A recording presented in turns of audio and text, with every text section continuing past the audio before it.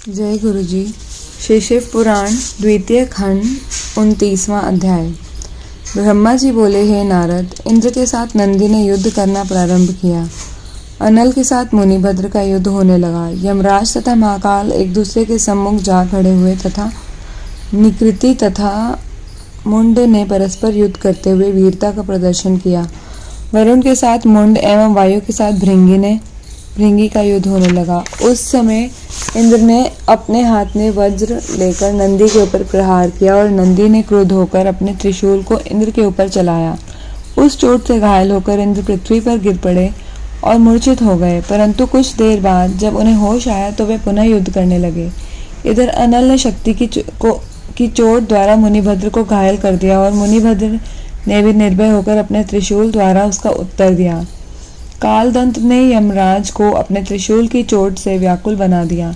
इधर तो ये बड़े बड़े सेनापति परस्पर युद्ध करने में प्रवृत्त थे। उधर भैरव अत्यंत क्रोधित होकर योगिनियों को साथ ले देवताओं की सेना में घुस गए और सबको घायल करते हुए रुधिर पीने लगे। फिर उन्होंने अपने स्वरूप को ऐसा भयानक बनाया कि उसे देखकर अनेकों देवता युद्ध क्षेत्र से भाग खड़े हुए। जो देवता खड़े रहे वे उनके तेज तथा प्रकाश को देखकर अत्यंत भयभीत हो भैरव भैरव की पुकार करने लगे। हे नारद, भैरव की भांति क्षेत्रपाल ने भी देवताओं की सेना के अंदर प्रविष्ट होकर उसे कष्ट देना आरंभ कर दिया।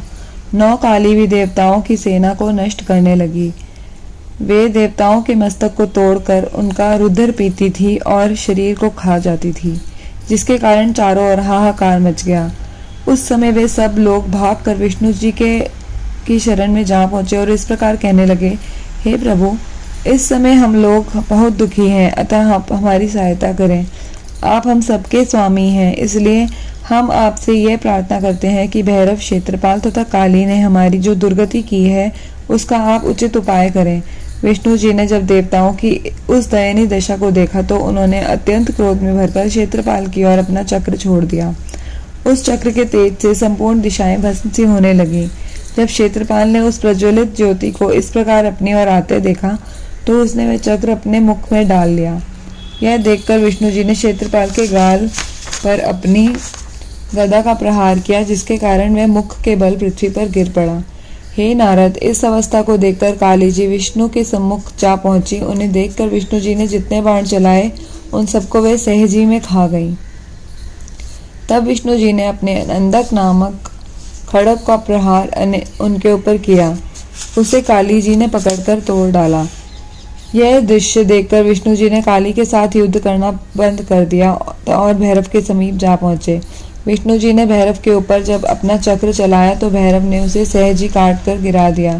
तदुपरांत उन्होंने अपनी मृत्यु के समान भयानक बाणों द्वारा विष्णु जी पर प्रहार करना आरंभ कर दिया। विष्णु जी ने भी उनके बाणों को बीच में काटकर सबको निष्फल बना दिया।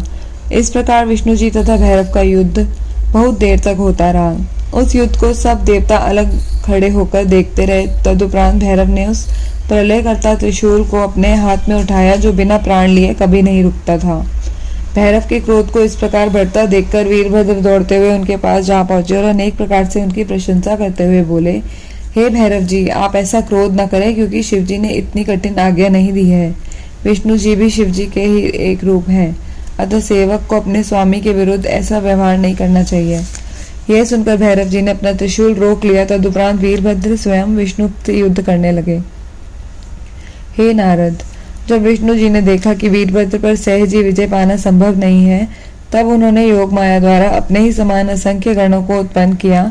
वे सब गरुड़ पर आरूढ़ थे और शंख, चक्र, गदा तथा पद्म को अपने हाथों में धारण किए हुए थे। वे उत्पन्न होते ही शिवगणों से युद्ध करने लगे। उन्होंने अपनी बाण वर्षा, शंख ध्वनि, चक्र तथा गदा आदि से शिवगणों को व्याकुल कर दिया। यह दशा देखकर वीरभद्र ने भगवान सदाशिव का ध्यान कर अपना त्रिशूल चलाया। उस त्रिशूल के चलते ही विष्णु जी ने गण भस्म होने लगे और देखते ही देखते अदृश्य हो गए। यह दशा देखकर विष्णु जी ने अत्यंत क्रोध कर वीरभद्र को मार डालने की इच्छा से उनके मस्तक पर अपनी गदा का एक कड़ा प्रहार किया। तब वीरभद्र ने उनकी मनोभिलाषा को जानते हुए अपना त्रिशूल उनकी छाती पे मारकर उन्हें पृथ्वी पर गिरा दिया। विष्णु जी के इस प्रहार से मूर्छित होकर पृथ्वी पर गिर जाने से चारों ओर हाहाकार मचने लगा, परंतु कुछ देर बाद ही विष्णु जी उठकर खड़े हो गए। तब वीरभद्र को मारने के लिए उन्होंने अपने चक्र को हाथ में ले लिया। उस समय विष्णु जी का स्वरूप अत्यंत भयानक हो उठा। ऐसा प्रतीत होता था मानो आज वे अपने चक्र द्वारा प्रलय काल उपस्थित कर देंगे। हे नारद, वीरभद्र ने जब विष्णु के उस तेजस्वी स्वरूप को देखा तो मन ही मन भगवान सदाशिव के श्री चरणों का ध्यान किया।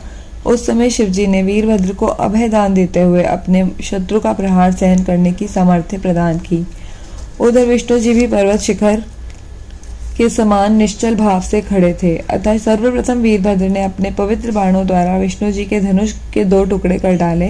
विष्णु जी भी प्रबोधन मंत्र का त्याग कर जड़ता से मुक्त हो अपनी सामर्थ्य को प्राप्त कर चुके थे। अतः उस समय का दृश्य देखकर मैंने अर्थात ब्रह्मा ने विष्णु जी से कहा, हे प्रभु, होनहार किसी के मिटाए नहीं मिटता। यद्यपि आपने दक्ष के यज्ञ की रक्षा करने में कोई कसर नहीं उठा रखी, परंतु उसका भाग्य ही इस समय विपरीत है, इसलिए आप इस युद्ध में विजय प्राप्त नहीं कर सकेंगे। वीरभद्र इस यज्ञ को अवश्य नष्ट करके मानेगा। शिवजी के क्रोध के साथ इसका यह भी एक कारण है कि दधीचि मुनि ने भी इस यज्ञ को नष्ट करने का शाप दिया है। यदि ब्राह्मणों के वाक्य को सत्य न माना जाए तो संपूर्ण सृष्टि छली एवं नास्तिक हो जाएगी। अतः आप युद्ध करना बंद कर दें। जिस समय भगवान सदाशिव पुनः कृपालु होंगे उस समय बिगड़े हुए सभी कार्य स्वतः ही बन जाएंगे। आपकी और शिवजी की लीला अपार है, उसका भेद कोई नहीं जान सकता। हे नारद, मेरी इस बात को सुनकर विष्णु जी युद्ध बंद करके अपने लोक को चले गए और मैं भी अपने लोक को चला आया, क्योंकि मैं ये जानता था कि जब शिवजी पुनः दयालु होंगे तभी बिगड़ा कार्य बन सकेगा। जय गुरु जी।